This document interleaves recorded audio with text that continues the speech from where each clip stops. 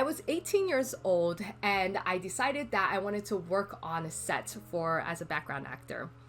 I go on set. First thing I notice is that there's a lot of people here because it was a school scene.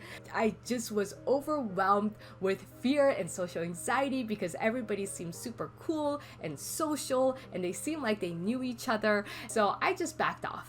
I introverted. I looked at my phone the whole entire time up until lunchtime. What I didn't know is that at lunchtime, there was this big, huge cafeteria. And I was about to grab my plate and sit at a table eating all alone.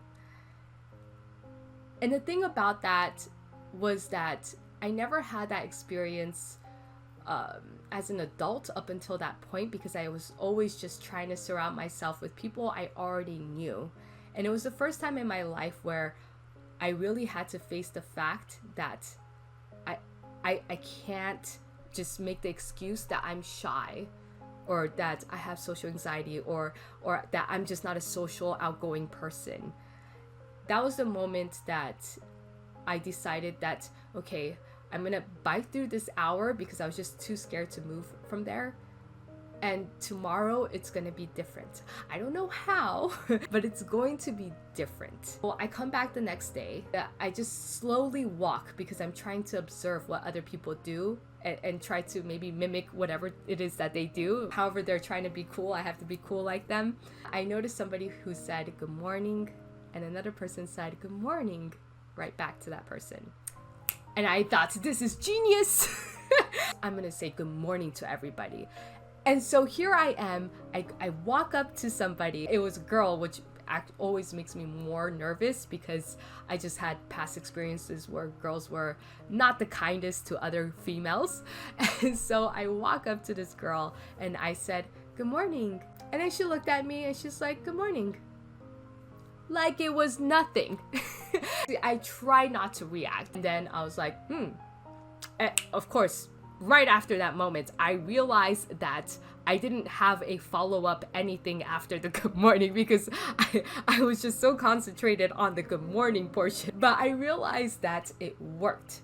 And what do you do when something works? You just repeat it. And I said good morning to practically everybody on set that day. I was like, good morning, good morning, good morning, good morning, good morning. And maybe not with so much enthusiasm because I was still a little bit shy and nervous and I had fear, but I said good morning and I believe 100% of the people said good morning back. Nobody ignored me. They simply said good morning back. That was life-changing for me. At the time, I really relied on my fashion. When you have what you call like a peacocking fashion where it's flashy and crazy, people tend to come to you and they talk to you. So that's how I went around the social anxiety issue for so long that at 18, I was barely able to say good morning. But I couldn't hide behind that anymore, especially on set because you go straight to wardrobe and wardrobe dresses you in probably the most dreadful thing because you're not supposed to stand out as a background actor, right? So they just put you in the most bland thing ever. So I couldn't rely upon that flashy appearance. I had to rely upon purely myself. When you strip away everything, the defense mechanisms that you've built up in order to go through life, especially when it comes to social interactions, it limits you in so many ways that you may not even realize because you cultivated your life that way. If it wasn't for that film set experience, I would have not pushed myself because there was no reason to push myself. It was just the fact that the fear of eating alone again in that huge cafeteria and being embarrassed that I'm actually alone in this really huge table by myself was so mortifying, and I had the fear of that was so much greater than me saying good morning that I decided to say good morning to somebody. So I do think that you need to put yourself in a situation in which you can't back out, that the pain of something else is so much more than the pain of not doing it. It's the original reason why I hired my business mentor, is because the pain of not making money anymore was so much greater than me just grinding at the job I was at for the rest of my life. Oh, heck no. No, it's not happening, right? I know a lot of you who watch this, they're your coaches, your entrepreneurs, yourself, your solopreneurs, or your professionals. And so you understand that you do need to have that self-confidence, because when you talk to a client or you talk to a customer, they feel your energy.